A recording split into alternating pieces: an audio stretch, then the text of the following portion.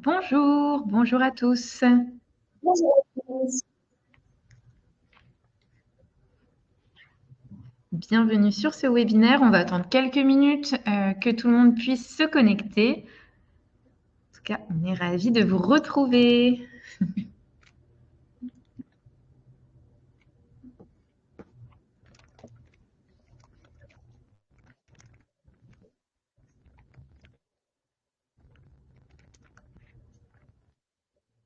Bonjour, bonjour, bonjour.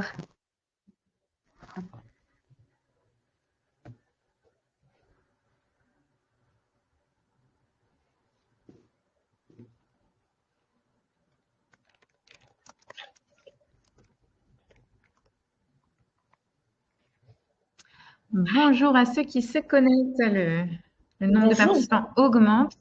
vous êtes nombreux à arriver. De plus en plus à chaque webinaire. On est ravis, c'est super.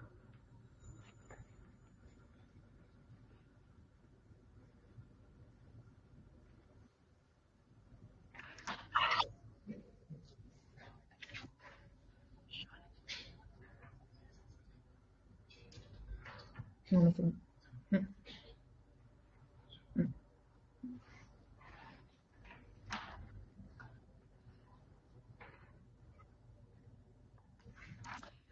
Bonjour à ceux qui se connectent. Encore une petite minute pour les derniers arrivants, les retardataires, et on pourra commencer ce webinaire, le dernier de la série 2024 sur le parcours d'une vente immobilière réussie.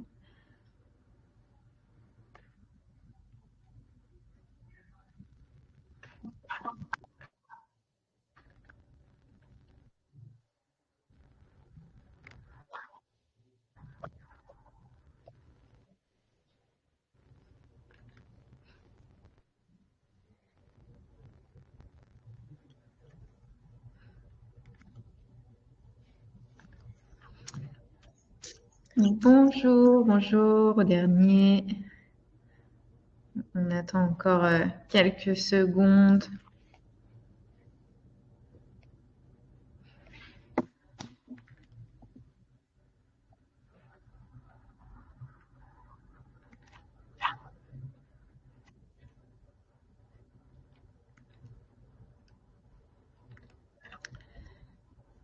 Bon, Cécile, je ne sais pas ce que tu en penses. Je pense qu'on va pouvoir commencer. Oui, je pense qu'on peut y aller. Et puis, les derniers prendront en cours de route. Eh bien, écoutez, bonjour à tous. Nous sommes ravis de vous retrouver aujourd'hui pour ce nouveau webinaire. Ça y est, on arrive à la fin du cycle sur la vente de vos biens immobiliers de A à Z avec ce tout dernier épisode sur la contractualisation. Nous allons donc embarquer ensemble pour la dernière partie de ce voyage. C'est parti. Alors, comme d'habitude, si vous avez des questions, n'hésitez pas à les poser tout au long du webinaire dans la partie questions qui est en bas à droite. C'est prévu pour ça. Et on y répondra à la fin de l'épisode dans la partie questions-réponses. Voilà. Donc, avant de se lancer, on va faire un petit tour de table, même si vous commencez à nous connaître. Donc, tout d'abord, je m'appelle Héloïse. Je suis directrice de projet immobilier public. J'accompagne les entités publiques dans la cession de leur patrimoine immobilier. Et je suis accompagnée de Cécile. Bonjour à tous, je suis Cécile et mon travail c'est de déterminer la valeur des biens avant vente ainsi que les enjeux à lever pour une commercialisation optimale et pour permettre des signatures d'actes de vente dans les bonnes conditions, et c'est d'ailleurs le sujet de cet épisode tout particulièrement. Alors, si vous êtes arrivé jusqu'ici, si vous avez suivi nos 2 premiers épisodes, donc c'est que vous avez fait le choix, si on continue notre épopée, vous avez fait le choix d'une offre et d'un acquéreur. Félicitations. Il reste donc la course finale, comment contractualiser rapidement, sereinement et, comme on le disait tout à l'heure, dans les meilleures conditions. Alors, les grandes thématiques qui seront abordées aujourd'hui sont les suivantes. Tout d'abord, une vente juridiquement et politiquement sécurisée. Donc, comment maîtriser les cadres légaux et institutionnels, c'est très important. Ensuite, l'importance des relations entre les parties. Donc, établir des bases solides pour des échanges fluides et constructifs, qui n'est pas à négliger. Et enfin, le cadre temporel. Donc, comment réduire les délais pour sécuriser vos engagements et aboutir rapidement à l'acte définitif finalement. À cette étape de la vente, plusieurs éléments juridiques sont à considérer. Vous êtes soumis aux règles générales de la vente immobilière, mais vos ventes de biens en tant que personne publique présentent des particularités juridiques et institutionnelles qui sont importantes à maîtriser. Ces spécificités s'inscrivent dans un cadre qui est destiné à garantir la transparence, la légalité des actes et la protection des intérêts publics. Donc voici les principaux aspects à prendre en compte. C'est notre première partie.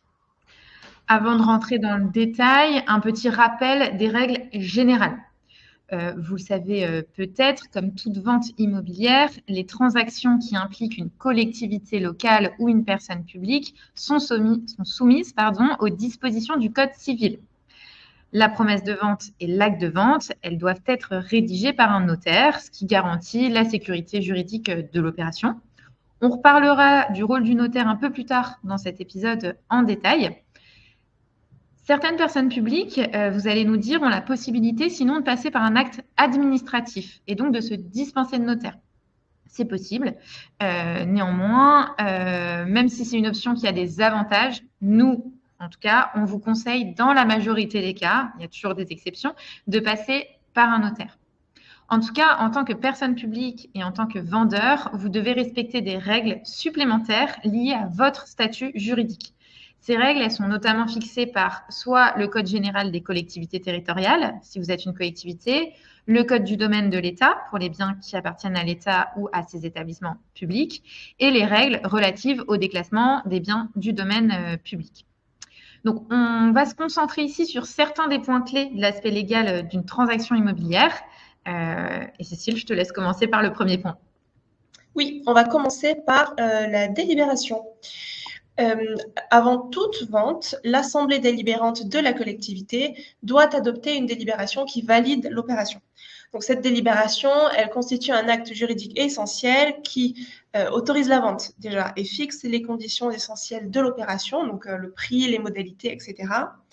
La délibération, elle va justifier l'intérêt public de l'aliénation du bien et elle assure la conformité de l'opération aux règles de gestion des biens publics. Donc c'est capital. C'est aussi un élément clé de transparence pour les citoyens. Attention, donc c'est un élément clé, cette délibération, et il y a des points à ne pas oublier, notamment ne pas oublier de désaffecter et déclasser le bien avant de valider l'offre d'achat et de valider la vente, dans les cas où c'est applicable. Attention aussi à bien mentionner vos intermédiaires de vente, s'il y en a, et préciser la différence entre prix de vente hors frais d'agence et prix de vente avec frais d'agence, notamment pour que tout le monde soit bien au clair, vous, vos acquéreurs et votre notaire. Vous avez aussi, dans la délibération, la possibilité de cadrer la vente dans le temps, de faire un rappel des conditions suspensives ou même de l'absence de conditions suspensives, si vous avez accepté une offre sans conditions suspensives. Et vous pouvez également rappeler les conditions particulières à la vente. Si je vous donne un exemple, c'est rappeler un éventuel cahier des charges ou une obligation pour l'acheteur de déposer sa demande de PC dans les X mois qui suivent la délibération ou qui suivent la signature de l'avant-contrat, etc. Et vous avez également la possibilité de faire une délibération de validation dite en cascade, notamment quand vous avez plusieurs acquéreurs potentiels. Je vais vous montrer en page suivante très rapidement un exemple d'un extrait de délibération. Donc, vous voyez ici une collectivité qui valide une offre qui rappelle un petit peu la commercialisation, qui rappelle ensuite l'offre acceptée et qui fait la distinction avec les frais d'agence et qui rappelle également la condition suspensive d'obtention de prêt qui était prévue dans l'offre et acceptée par le vendeur. Donc voilà pour la délibération. Ça dépend de la façon dont vous avez commercialisé le bien. Et la délibération, elle doit également viser l'avis des domaines. Effectivement, et bonne transition, Cécile, pour le deuxième point, l'avis des domaines. vous le savez, l'évaluation du bien immobilier par le service des domaines est une étape incontournable. Vous la connaissez très bien et tous, puisque cet avis, il est obligatoire pour les ventes des biens publics. Si vous êtes une commune, c'est obligatoire à partir de 2000 habitants, pour rappel. Ça constitue une garantie que l'opération est réalisée dans l'intérêt général et cet avis, il est donc annexé à la délibération qui autorise la vente, comme on vient de le dire. Une question qu'on peut se poser, est-il obligatoire de vendre au même prix que celui de l'avis? Alors, pas forcément. Déjà, il ne vous est pas du tout interdit de vendre au-dessus de la valeur des domaines. On en a déjà parlé, mais on le rappelle. Et ensuite, les avis des domaines, ils prévoient la plupart du temps une marge, en général de 10 à 20% sur la valeur à la hausse comme à la baisse. Mais du coup, Cécile, qu'est-ce qu'on fait si on est vraiment en dessous de cet avis? Alors, en soi, en fait, si vous êtes une collectivité, vous n'avez pas l'obligation de vendre au prix exact des domaines. Vous pouvez justifier d'un prix plus bas, si ça vous arrive, grâce à des arguments comme une commercialisation à très grande échelle, avec une mise en concurrence, surtout dans un marché parfois un peu complexe. Pour vous donner un exemple, chez Agorastore, on vous donne accès, après la commercialisation, à des statistiques, des chiffres, comme le nombre de visites, le nombre de consultations d'annonces, les retours des personnes qui ont visité le bien et qui parfois peut-être ne se sont pas positionnées. Voilà, donc tout ça, ça vous permet de motiver votre choix de vendre à un prix qui n'est pas celui de l'avis des domaines.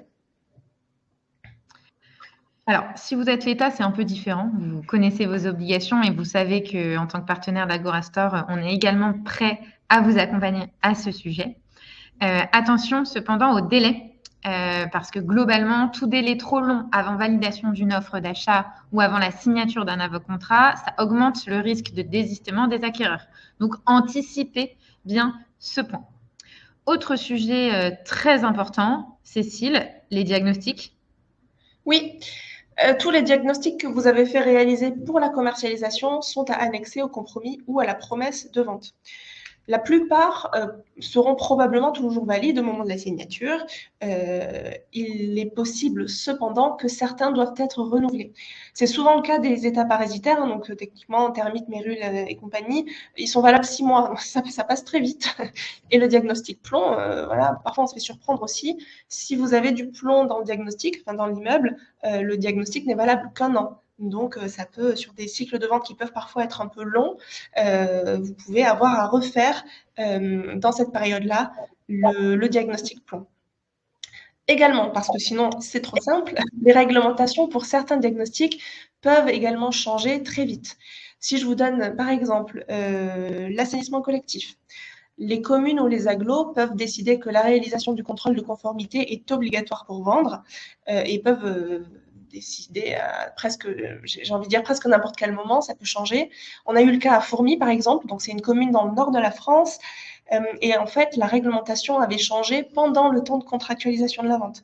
Donc, on avait commercialisé sans diagnostic parce que c'était pas obligatoire, donc le vendeur n'était pas tenu de le faire, et en fait, ça l'est devenu pendant la période de contractualisation. Donc, le vendeur a dû le réaliser un peu en dernière minute, entre guillemets. On a également l'exemple des règles relatives au DPE, donc qui ont beaucoup évolué ces dernières années. Donc depuis la dernière réglementation d'il y a quelques années, les DPE ont changé. Aujourd'hui, la plupart sont quand même à jour pour l'habitation, ça fait quelques années. En revanche, maintenant, il faut un audit énergétique pour les habitations en monopropriété avec des étiquettes DPE en F et G. Et c'est tout frais, depuis le 1er janvier 2025, cette obligation s'étend aussi au logement en étiquette E. Donc pensez-y pour vos nouveaux biens qui sont en vente ou qui vont l'être, mais aussi pour vos biens qui sont actuellement en cours de signature à cheval entre 2024 et 2025. Vous devez le faire aussi. Voilà, donc ça, il faut y penser, c'est pas toujours évident. Oui, complètement. Et dernier point à avoir en tête, c'est votre obligation d'entretien d'un bien immobilier. Voilà, cette obligation, elle découle du droit commun des contrats. Le vendeur, donc vous, doit livrer le bien dans l'état convenu lors de la conclusion de la vente. Dans le cas des personnes publiques, cette obligation prend une dimension particulière en raison du principe de protection de l'intérêt général. Donc, les biens des personnes publiques qu'ils révèlent d'ailleurs du domaine public ou privé, ils doivent être préservés jusqu'à leur transfert effectif à un tiers. Et du coup, qu'est-ce que ça veut dire concrètement, Cécile? Alors, ça implique plusieurs choses, hein, l'entretien et le maintien en l'état, notamment la conservation des éléments structurels. Donc, vous devez vous assurer que le bien ne subit pas de dégradation majeure, donc que ce soit sur la toiture, les murs, les fondations, etc. Vous devez également vous assurer de la sécurité des lieux.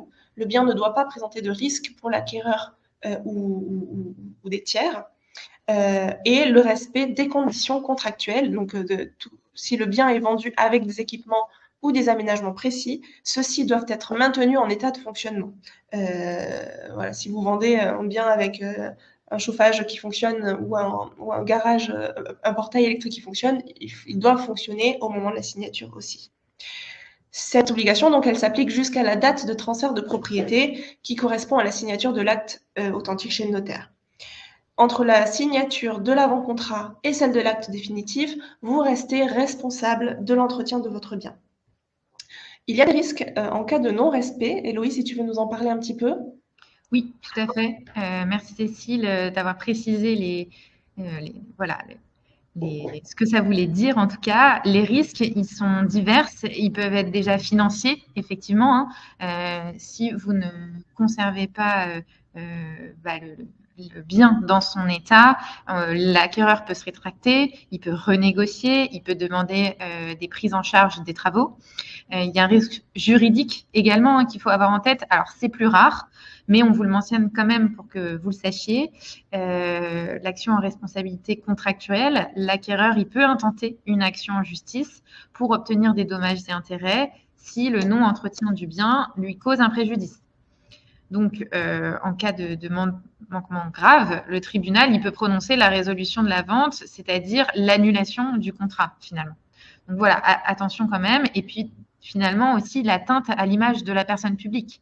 Voilà, donc en respectant cette obligation de maintien en l'état du bien, vous vous assurez non seulement la sécurité juridique de la transaction, mais également la confiance de l'acquéreur et la protection de l'intérêt général finalement.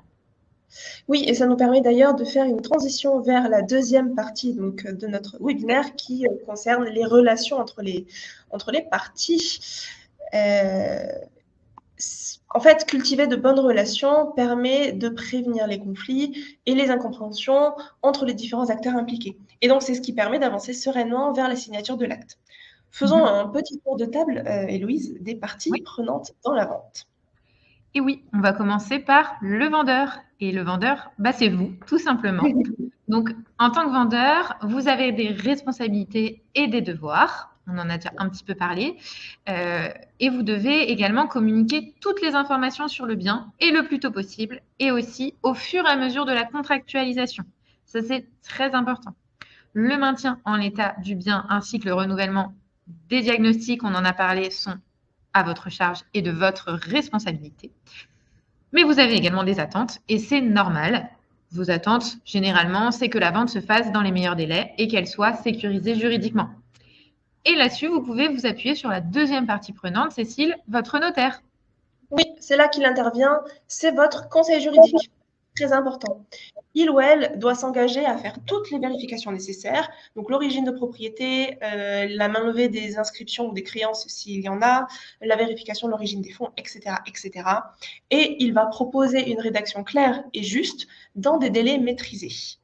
Si d'ailleurs vous vous souvenez du premier épisode de ce cycle de webinaire, vous avez pu l'impliquer, ce notaire, dès la préparation de la vente pour rechercher un titre de propriété, par exemple. C'est également le notaire qui va permettre, au moment de la vente, de régulariser ou d'établir des actes de servitude, par exemple, dans le cas où elles sont existantes mais pas formalisées. Ça permet de clarifier les situations. Ou bien, si vous, dans des cas de division cadastrale, il faudra créer des servitudes de passage parfois nécessaires. Autre exemple d'action du notaire à ce stade de la vente, ça peut être un acte de réquisition pour formaliser par exemple un transfert de propriété. On le retrouve souvent dans les ventes de biens qui appartiennent à des communes nouvelles. Voilà. Bon, attention en revanche, ayez bien en tête que ces actes, donc établissement de servitude, acte de réquisition, etc., elles ont un coût et elles sont généralement à la charge du vendeur. Voilà, donc ayez-le en tête lors de la vente de vos biens. Faisons maintenant une petite escale au pays des avant-contrats. Votre notaire ou le notaire de l'acquéreur, hein, s'il y en a deux, va rédiger un avant-contrat. Typiquement, une promesse unilatérale de vente, qu'on appelle PUV, ou une promesse synallagmatique de vente. Donc ça, c'est le compromis. Petit rappel d'ailleurs, si votre vente est soumise à une assemblée délibérante, vous devez attendre qu'elle soit passée avant de pouvoir signer un avant-contrat. Quelles sont les différences entre ces deux types d'actes? Ce ne sont pas exactement les mêmes. La PUV, alors dans la PUV, c'est le vendeur qui s'engage à vendre le bien à l'acquéreur sélectionné aux conditions négociées. L'acquéreur, il va disposer de ce qu'on appelle une option pour acheter le bien dans un délai fixé. Pendant ce délai, la personne publique ne peut pas vendre le bien à une autre personne. Donc ça engage uniquement le vendeur, bien qu'une indemnité d'immobilisation soit versée par l'acquéreur en contrepartie. En revanche, cela permet à la personne publique qui vend le bien de se dégager de la vente une fois la PUV expirée, si jamais l'acquéreur ne remplit pas ses conditions dans le délai imparti. Deuxième possibilité, le compromis de vente. C'est un contrat par lequel ici les deux parties, donc vendeur et acquéreur, s'engagent réciproquement à conclure la vente à des conditions précises. Donc ici, ça s'accompagne aussi généralement d'un dépôt de garantie. Alors attention, certains acquéreurs vont vous demander de s'en passer. Nous, on vous conseille de toujours insister pour qu'il y en ait un, quitte à revoir le montant si l'acquéreur a des difficultés à avancer les 5 ou 10%, mais insister sur la présence de ce dépôt de garantie. Ouais. Le compromis de vente, il sécurise tout le monde. C'est une bonne chose. En revanche, en cas de problème avec votre acquéreur, il vous est plus difficile de passer à autre chose. Voilà, donc vous l'avez compris, il existe des avantages et des inconvénients à chaque type d'avant-contrat. En général, ce sont les notaires qui décident du type d'avant-contrat et il y a d'ailleurs des spécificités et des traditions même géographiques qui peuvent faire pencher la balance d'un côté ou de l'autre. En tout cas, n'hésitez pas, vous pouvez toujours leur demander conseil et exprimer vos besoins ou même vos préférences à ce sujet si vous en avez. Et Cécile, on parle d'avant-contrat, mais quid d'un passage à l'acte direct? Oui, il est parfois plébiscité par une des parties. Et techniquement, c'est possible de se passer d'avant-contrat, surtout dans des cas où il n'y a pas de conditions suspensives, où, par exemple, le financement se fait en fonds propres. Voilà. Et toutes les formalités d'usage, dans ce cas-là, comme les DIA, sont lancées par le notaire dès qu'il est saisi.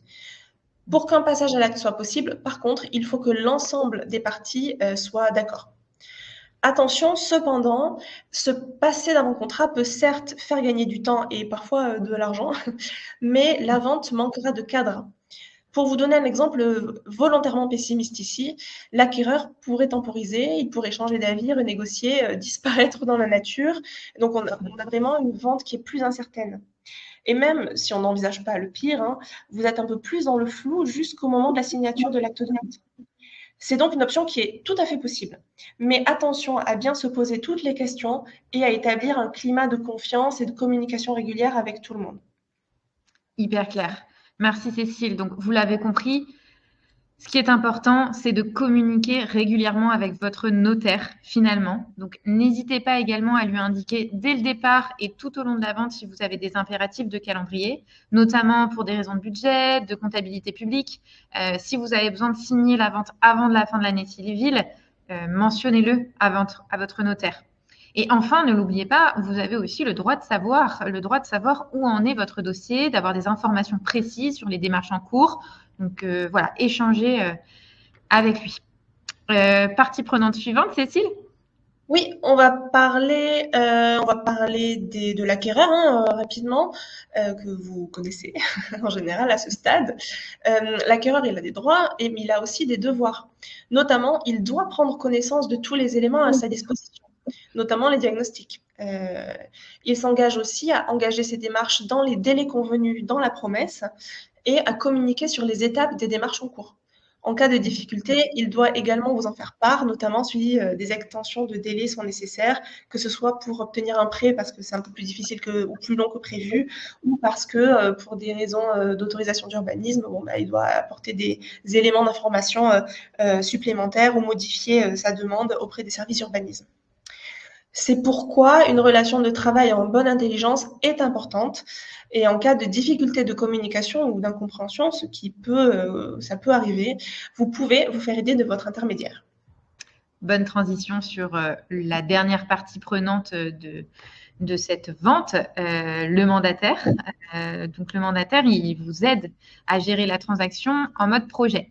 C'est lui qui va relancer les parties, qui va contrôler les démarches administratives des deux côtés. Où en sommes-nous par rapport au délai prévu dans la promesse? La demande d'urbanisme a-t-elle été déposée dans les temps, etc. Finalement, il et on, en tant qu'Agorastore, a un rôle de communicant et de relationnel. Les acquéreurs, ils peuvent parfois avoir des inquiétudes, des doutes, des questions sur le process, ce qui est logique, auquel un mandataire est habilité à répondre. Le mandataire ou l'agent immobilier ou Agorastore doit faire preuve ici d'empathie, de pédagogie, mais parfois aussi de fermeté pour faire respecter le cadre de la vente. Donc, il vous aide finalement en tant que médiateur en cas de besoin. Et d'ailleurs, on a des exemples à vous donner, Cécile? Oui, je vais vous en donner deux. Donc, on a le cas d'une vente entre un établissement public et des acquéreurs qui ont un projet professionnel assez important sur un gros bien immobilier, avec beaucoup de contraintes techniques. Il y avait un cahier des charges côté vendeur. Il y avait également beaucoup d'inquiétudes et un gros investissement financier côté acheteur. Et là, on avait vraiment une communication qui était rompue. La confiance entre les parties n'était pas là. Donc, ce qu'on a fait, c'est qu'on a organisé des réunions de travail. D'un côté, Agorastore et vendeur. De l'autre côté, Agorastore et acheteur. On a fait pas mal d'allers-retours, relever tous les points de désaccord un par un, ligne par ligne, proposer des solutions alternatives, proposer des formulations dans l'acte un petit peu différentes pour arriver à des compromis. Et d'ailleurs, le compromis a pu être signé grâce à ça, et une signature de l'acte est envisagée dans les prochaines semaines. Donc, on a hâte. C'est une bonne nouvelle. Et le deuxième exemple que je peux vous donner, qui est un petit peu différent, il concerne une grande ville du sud de la France qui avait besoin d'insérer à l'acte des clauses très spécifiques. Notamment, il y avait une clause d'affectation assez lourde. Mais entre eux, ils n'arrivaient pas à s'accorder sur une rédaction, elle n'était pas finalisée. Et d'ailleurs, en fait, le problème, c'est que ça inquiétait beaucoup les acquéreurs sélectionnés qui étaient vraiment dans l'attente. Donc, on a organisé un rendez-vous entre la ville et une étude notariale. En fait, ils ont pu aborder vraiment ce sujet des clauses, de leur rédaction. L'étude notariale a rédigé ces clauses-là et d'ailleurs a représenté ensuite la ville pour la signature.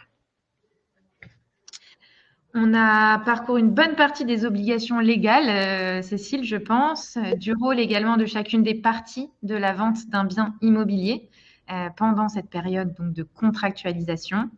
Vous l'avez vu, c'est une période dense qui demande de l'investissement de chacun et qui peut apporter son lot de risques. Elle peut s'étendre dans le temps, notamment en cas de difficultés administratives, en cas de conditions suspensives complexes. Et je vous renvoie d'ailleurs à notre épisode précédent pour avoir un peu plus de détails sur ce sujet.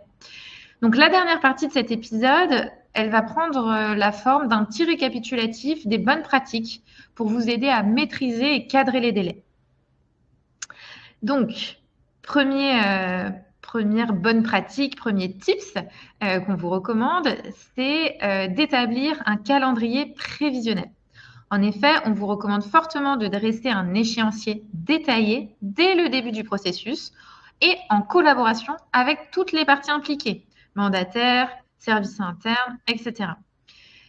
N'oubliez pas d'inclure des marges de sécurité pour les étapes susceptibles de prendre plus de temps, comme la réception de l'avis des domaines, des diagnostics, etc. Une deuxième bonne pratique à mettre en place, c'est vraiment, ça paraît simple, mais d'utiliser des outils de gestion et de suivi. Vous pouvez mettre en place des tableaux de bord ou des outils numériques pour suivre l'avancement des étapes. Nous, par exemple, chez Agorastore, on a des outils en interne de suivi de tous nos dossiers avec des rappels pour relance à chaque date butoir, que ce soit pour les conditions suspensives, que ce soit pour les dates administratives, de purge de DIA, etc. Donc, on sait exactement sur chaque dossier qui est relancé, à quelle date, etc. Donc voilà, vos mandataires, comme je nous ai cités, mais j'imagine que c'est le cas de pas mal d'autres mandataires, ont des équipes dédiées avec des outils en constante évolution pour optimiser cette gestion de transactions. Et enfin, c'est toujours une bonne idée de prévoir des réunions régulières pour évaluer l'état d'avancement et ajuster si besoin et pas être surpris uniquement quand un problème émerge. Complètement. Et ça nous emmène au point suivant, d'anticiper les blocages éventuels, identifier les étapes critiques, c'est très important. Donc, par exemple, obtenir les autorisations d'urbanisme, les diagnostics, etc. Et prévoir surtout des solutions en cas de retard. Prévoir le plan B, finalement. Pour ça, il faut être force de solution. Vos acquéreurs, ils vont peut-être avoir besoin de réaliser des devis pour chiffrer leurs travaux et donc anticiper leur démarche de financement ou de demande d'urbanisme. Donc, pour leur permettre d'anticiper ces démarches et gagner un temps précieux pour tout le monde, finalement, ils pourront vous solliciter pour des questions techniques sur le bien. Ils auront peut-être besoin de visites entre la promesse et l'acte. Pourront aussi solliciter peut-être vos services d'urbanisme en cas de question. Ils auront peut-être besoin de documents dont vous disposez. Donc, comment faire, par exemple, pour faciliter un petit peu tout ça? Vous pouvez prévoir dans le compromis ou dans la promesse un certain nombre de visites pour voilà, permettre à l'acquéreur de se rendre sur place un nombre déterminé de fois ou pour une durée déterminée pour lui permettre de faire toutes ces démarches-là. Il est intéressant aussi de permettre, si vous n'êtes pas sur place, une solution pour rendre la récupération temporaire des clés plus facile. Attention aussi, on le répète encore, mais c'est vraiment dans votre intérêt, à l'entretien du bien et à sa protection tout au long de la vente, jusqu'à la signature. En fait, on a eu, par exemple, rien que dans notre expérience, des exemples de tempêtes qui ont fait tomber des arbres sur des maisons en cours de vente, des fenêtres cassées avec donc plein d'humidité qui entre dans le bien, ou même, on l'a eu récemment, un incendie dans un bien en cours de vente. Et donc, voilà, c'est des choses qui peuvent arriver qui sont souvent indépendants de vous, mais il faut savoir réagir si ça vous arrive. Il faut sécuriser le bien, il faut communiquer à votre acquéreur et votre notaire et vraiment faire le nécessaire pour que la situation soit prise en main.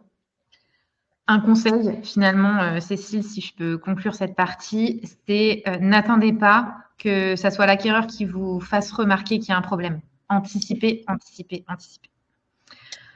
Voilà, et ben, je crois que c'est déjà la fin de cet épisode. Merci beaucoup de l'avoir suivi avec tant d'attention. Une conclusion quand même de ce triptyque et puis surtout pour vous proposer les points importants à évoquer aujourd'hui, les points finalement à retenir, à emporter avec vous. Donc le premier, c'est que la vente doit être sécurisée juridiquement et politiquement. La période de contractualisation, elle est cruciale et elle est soumise à un cadre réglementaire. Ensuite, pour faire de votre vente un succès, il faut coopérer. Une communication fluide de la part de toutes les parties est cruciale. Vous pouvez vous référer au conseil juridique de votre notaire et surtout, n'hésitez pas à le solliciter, lui demander des nouvelles régulièrement. Et surtout, cultiver de bonnes relations avec votre acquéreur. Voilà, appuyez-vous sur votre mandataire en cas de besoin, d'ailleurs, pour ça. Et enfin, la gestion des délais et le pilotage opérationnel sont des outils primordiaux pour avoir finalement une bonne visibilité sur la vente. Voilà. Alors, merci beaucoup déjà en premier lieu pour votre attention. On espère que cette présentation vous a aidé et vous a plu. Et avant de se quitter, on va pouvoir répondre à quelques questions. Si jamais on n'a pas le temps de répondre à toutes les questions, dans tous les cas, on vous fera un retour écrit à la suite du webinaire avec la présentation, le lien du replay et la réponse écrite à des questions que vous pourriez avoir. Voilà. Donc, on va regarder un petit peu.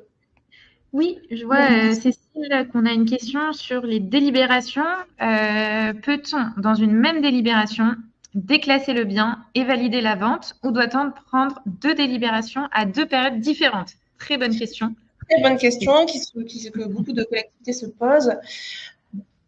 En général, le déclassement, alors, dans un monde parfait, vous avez déclassé et ensuite vous mettez en vente, etc. Et ensuite vous validez la vente.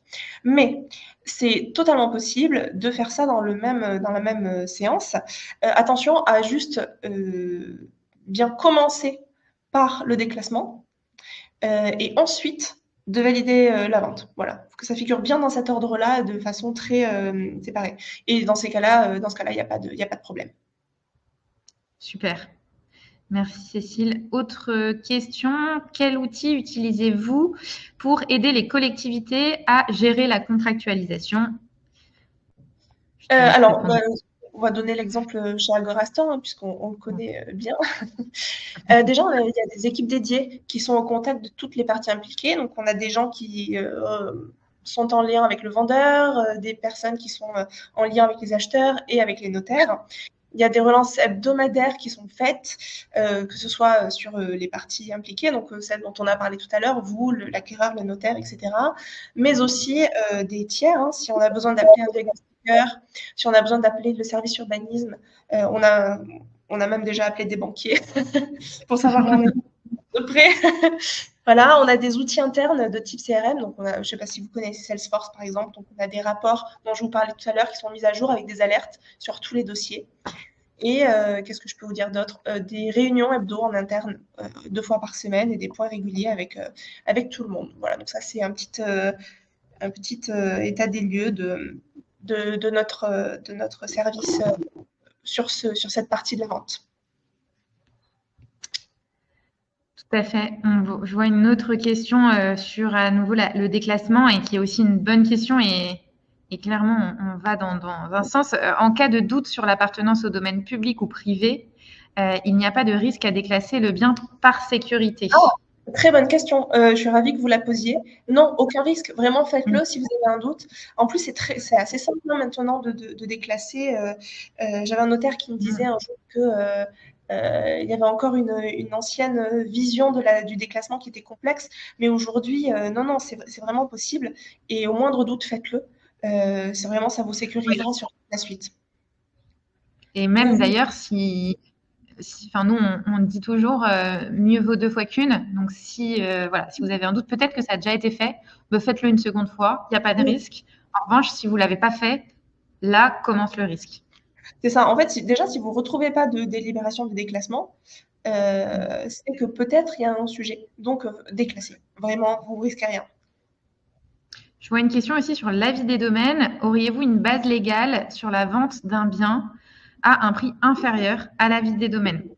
Oui, alors, pour rappel, hein, l'avis des domaines, il ne s'impose pas à la collectivité. Ça, c'est vraiment la phrase qui est dans les textes. Alors, par contre, c'est ce qu'on disait, c'est là où Agorastor peut vous aider. Si le prix de vente il est différent de l'avis des domaines, vous devez le justifier. Vous devez motiver la décision de vendre en dessous ou surtout en dessous de l'avis des domaines. Et ça, c'est pas un problème. Nous, on est là, en tout cas avec Agorastor, on est là pour vous accompagner. Et d'ailleurs, on sera ravis d'en parler un petit peu plus avec vous parce qu'on a plein de solutions pour vous à ce sujet. Je vois qu'il est déjà 15h08. Je pense que on est bon sur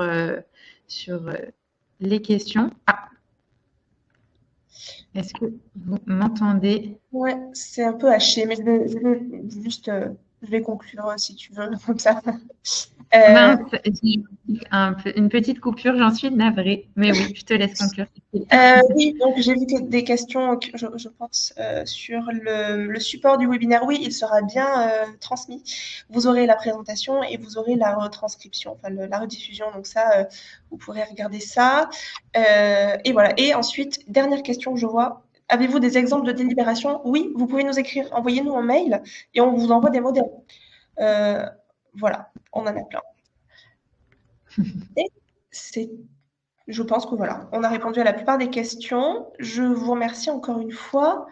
On se retrouvera plus tard dans l'année pour un nouveau cycle de webinaire, thème surprise. Et passez une très bonne journée et puis à très bientôt. Merci beaucoup. Merci à tous. En tout cas, bonne fin de journée. À bientôt.